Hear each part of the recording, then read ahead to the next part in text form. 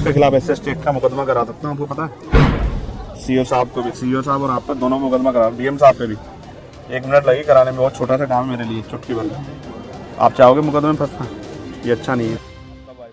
तो सुना आपने, ये है दलितों के नए नए बने नेता चंद्रशेखर रावण, जो ड्यूटी पर तैनात अधिकारियों को SC/ST एक्ट में फंसाने की धमकी दे रहे हैं। चंद्रशेखर रावण में अपने नेता होने का इतना गुरूर है कि वो ये भी नहीं देख रहा कि सामने कौन खड़ा है, लेकिन चंद्रशेखर ने सामने खड़े SDM और CO के साथ जिले के जिलाधिकारी को भी SC/ST एक्ट में फंसाने की धमकी दे डाली। एक बार फिर से सुनवाते हैं आपको चंद्रशेखर ने अधिकारियों को क्या कहा। आपका वाइफ यहाँ? मैं 27 को है। आप 27 में हैं? 27 को। फिर भी 7 दिन के अंदर वो पैसा जमा कराना होता है, आपको पता है? हाँ, ये तो उसमें रूल में है। मैं आपके खिलाफ ऐसे स्टेट का मुकदमा करा सकता हूँ, आपको पता है? नहीं पता तो मैं आपको बता देता हूँ कि अगर आपने 7 दिन में पैसा इनके खाते में नहीं भेजा ना, सीओ साहब को भी, सीओ साहब और आप पर दोनों मुकदमा करा, डीएम साहब पे भी 1 मिनट लगी कराने में, बहुत छोटा सा काम है मेरे लिए, चुटकी भर का। आप चाहोगे मुकदमे में फंसना, ये अच्छा नहीं है। ये पूरी घटना उत्तर प्रदेश के औरैया जिले की है, जहां बीते दिनों एक दलित युवक की हत्या हो जाती है। युवक के परिवार से मिलने के लिए चंद्रशेखर सहार थाना क्षेत्र के बहादुरपुर गांव पहुंचते हैं। वहां वो परिवार वालों से मिलते हैं, जहां परिवार के लोगों ने चंद्रशेखर से अपनी पीड़ा बताई। इसके बाद चंद्रशेखर जब बाहर निकलते हैं तो सामना उनका प्रोटोकॉल में लगे अधिकारियों से होता है, जहां वो ये भूल जाते हैं कि सामने खड़ा कौन है। इस मामले पर अधिकारी भी चुप्पी साधे रहते हैं।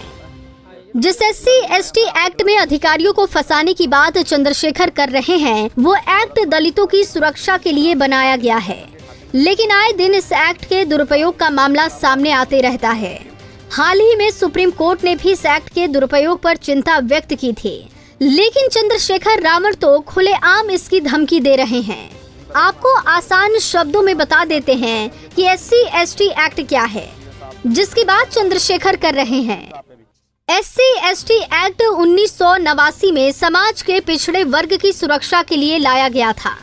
उनके खिलाफ होने वाले जातिगत भेदभाव को रोकने के लिए ऐसा कड़ा कानून लाया गया था, जिसमें पाए गए दोषियों को बेल तक नहीं मिलती और वो सलाखों के पीछे सड़ते रहते हैं। लेकिन हाल ही में कई ऐसे मामले सामने आए जिसमें निर्दोष लोगों को इस कानून के तहत फंसाने का काम किया जा रहा है, जहां इस कानून को ब्लैकमेल करने के हथियार के रूप में इस्तेमाल किया जा रहा है। राजस्थान पुलिस के आंकड़ों की माने तो इस कानून के अंदर दर्ज कराए गए 40% केस झूठे साबित हुए हैं। कई राज्यों के हाई कोर्ट से लेकर सुप्रीम कोर्ट तक ने SC/ST एक्ट में निर्दोषों को फंसाए जाने पर टिप्पणी की है। सुप्रीम कोर्ट ने 2018 में डॉक्टर सुभाष काशीनाथ महाजन बनाम महाराष्ट्र केस में अपने फैसले में कहा था कि इस एक्ट में आरोपियों को अग्रिम जमानत का प्रावधान दिया जाए और किसी के ऊपर FIR दर्ज करने से पहले पुलिस को एक प्रारंभिक जांच करनी होगी। इसके बाद अगर पुलिस को लगता है कि मामला झूठा नहीं है, तभी FIR दर्ज की जाए। लेकिन इसके तुरंत बाद ही केंद्र सरकार ने संसद में विधेयक पेश करके सुप्रीम कोर्ट के इस फैसले को पलट दिया था। खुद को पिछड़े वर्ग का मसीहा बताने वाले चंद्रशेखर एक नेता हैं। अक्सर सत्ता के मद में चूर रहने वाले नेता बदतमीजी करते दिखाई पड़ते हैं, लेकिन चंद्रशेखर ना तो अभी सत्ता में है और ना ही दूर दूर तक इसकी कोई संभावना दिखाई दे रही है। बावजूद इस प्रकार का उनका घमंड और तैश लोगों के लिए गले उतार पाना मुश्किल है।